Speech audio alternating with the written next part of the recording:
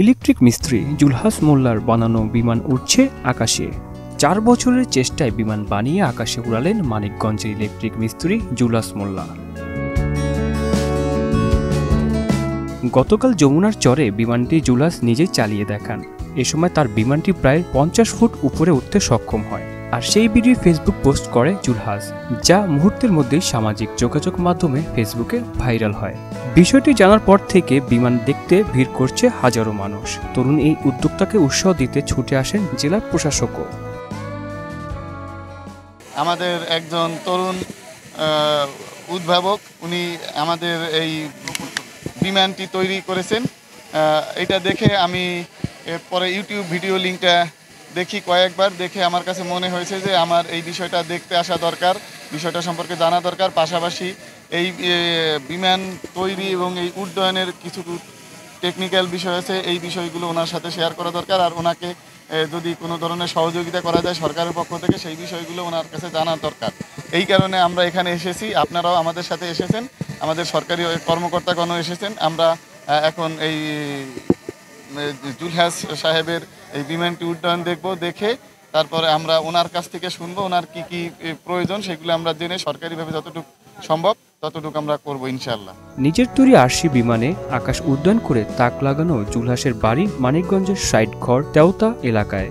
2014 সালে এসএসসি পাশ করে অর্থাভাবে হয়নি পড়ালেখা। বর্তমানে ঢাকায় ইলেকট্রিক মিস্ত্রির কাজ করছেন। তার স্বপ্ন ছিল নিজ হাতে বিমান বানিয়ে আকাশে উড়াবেন। আগে আমি নিজে দেখছি ছোট থেকে একটু বড়, তারপরে একটু বড়।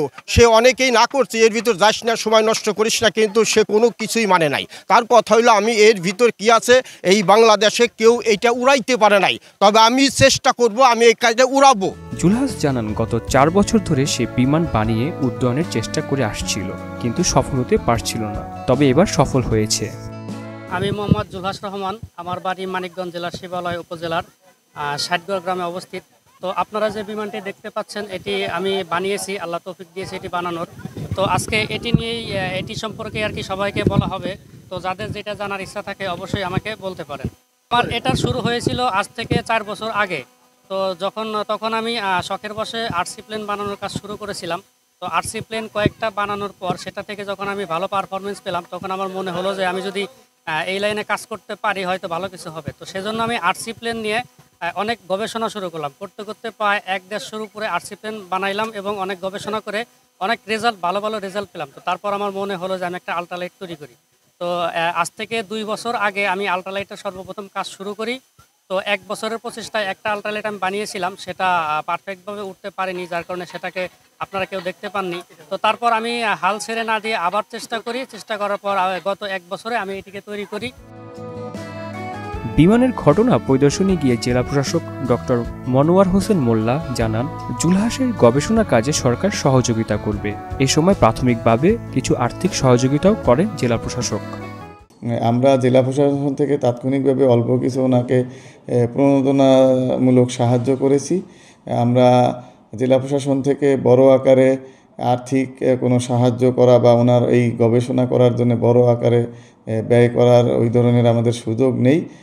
এই ধরনের সুযোগ সরকারের যে প্রতিষ্ঠানগুলোর আছে তাদের সাথে আমরা যোগাযোগ করব। পাশাপাশি বাংলাদেশ প্রকৌশল বিশ্ববিদ্যালয় এবং অন্যান্য যে সকল বিশ্ববিদ্যালয় এভিয়েশন বিষয়ে পড়াশোনা হয় বা মেকানিক্যাল ইঞ্জিনিয়ারিংয়ের বিভিন্ন বিষয় নিয়ে পড়াশোনা হয়, ওইখানে আমরা যোগাযোগ করব। পাশাপাশি সরকারের যে এভিয়েশন বিশ্ববিদ্যালয় আছে সেখানেও আমরা যোগাযোগ করব। আমাদের বিমান বাহিনীর সাথেও যোগাযোগ করার ইচ্ছা আছে, যাতে এই এয়ারক্রাফটটিকে বাণিজ্যিকভাবে ভায়াবল একটা এয়ারক্রাফট হিসেবে রূপান্তর করা যায়। এই জন্যে আমরা চেষ্টা নেব ইনশাল্লাহ। আহসানুল হৃদয়, মোহনা ডিজিটাল।